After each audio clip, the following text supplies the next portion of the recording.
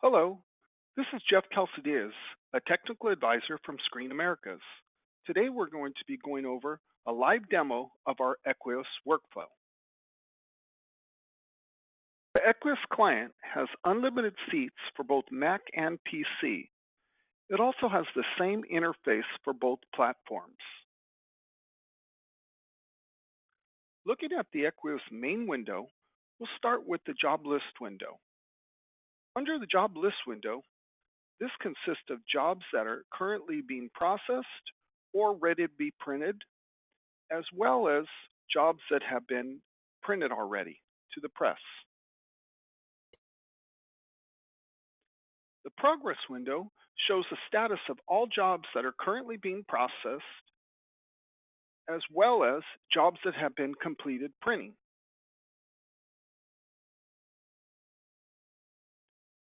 The log window allows you to check job logs of completed jobs, either by a date range, or you have the ability to create a CSV file of completed jobs.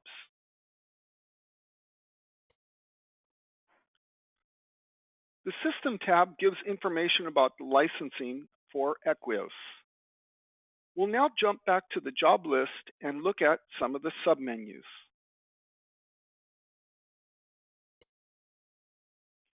Under the job list submenu, we have the ability to create a new job, create a new job template, edit a job template that's already been created, make a copy of a job template, or backup or restore jobs right from the job list menu. This menu, it gives us the ability to look at jobs that are currently processing or ready to be printed, as well as jobs that have been under the completed menu that have already been printed to the press.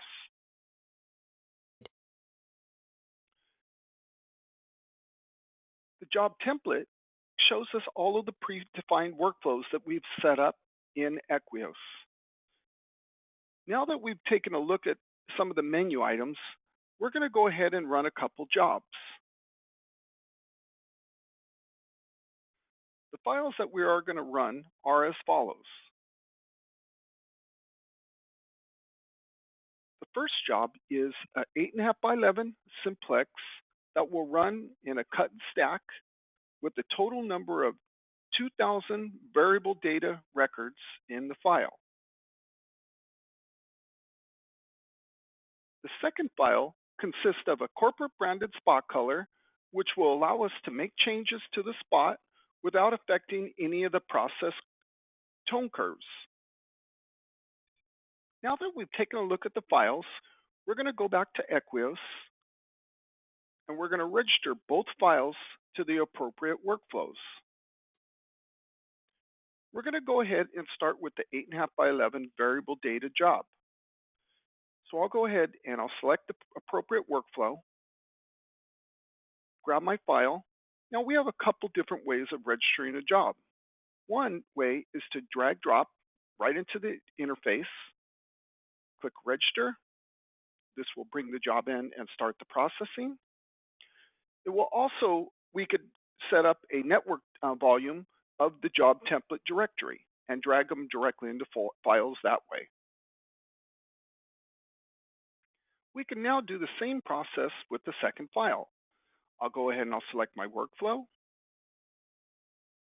I'll go ahead and grab the spot color file, drag drop it in, click register. We can now look in the job list submenu and see our files in the process window. Once the jobs complete the pre-flight and input process, they are now ready to be printed at the press. Let's now take a look at some of the settings of these jobs.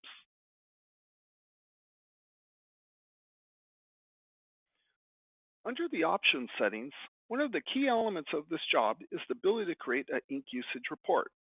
Equios will create a CSV file of the ink usage broken down into CMYK for both front and back, as well as total amount of ink used in the job. Under the section settings, we have the ability to select an input profile, and in this case, we're using a Grackle profile to help achieve G7. For more control over color, we have the ability to handle RGB images separately from RGB tint and text, giving you the ability to go ahead and force 4-color blacks to 100% black after conversion. So on the final output, we'll end up with a black-only text. Most of the settings above are default settings that once they are set, do not need to be changed. The following items might be changed in order to create different master templates. Under the Imposition tab, we have the ability to set up 3 different style impositions. The first imposition is normal, which would be used for step and repeat, bookwork, or split merge layouts.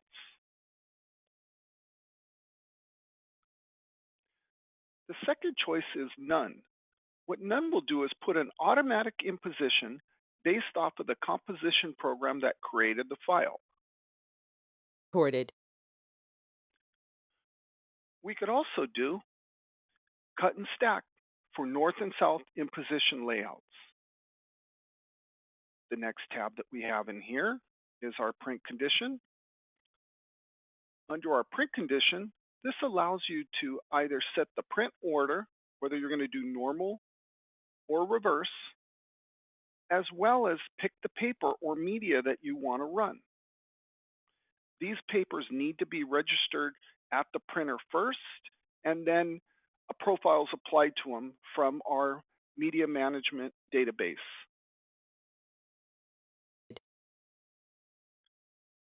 Under color conversion, we have the ability to make adjustments to spot colors in a few different ways. The first way is to select the color, hit Edit, and manually adjust the CMYK build. We also could make adjustments based off of a printed patch chart.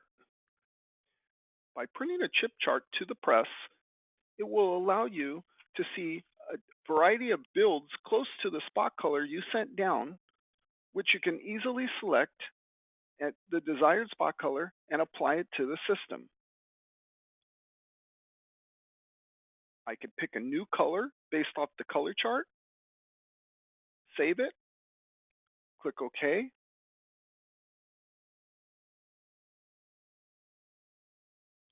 and now I see that the color's been modified. I have the ability to save it to the system. This will save it for this media type for jobs that are being run in the future.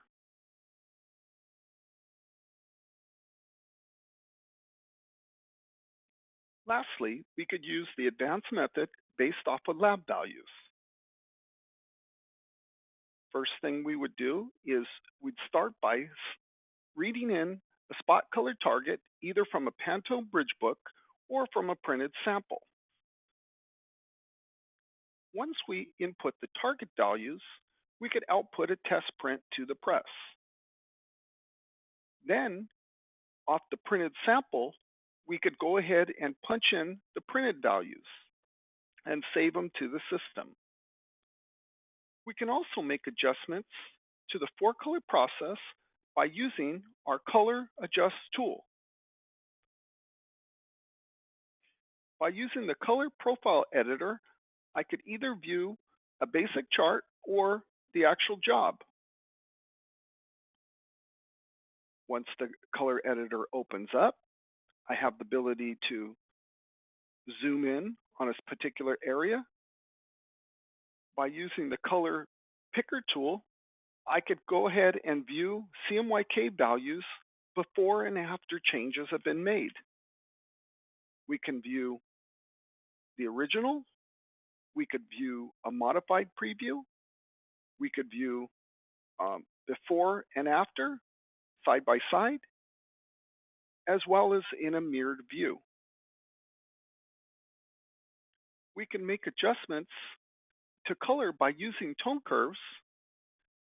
This will allow us to enter in a docking curves created by Curves software to help achieve G7 standards.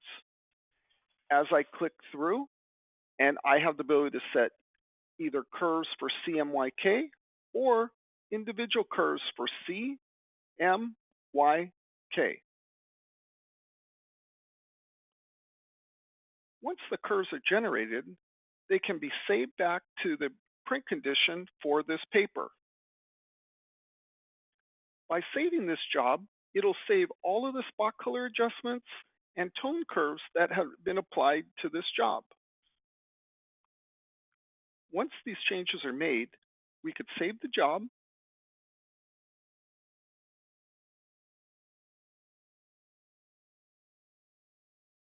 and now these jobs are ready to be printed at press.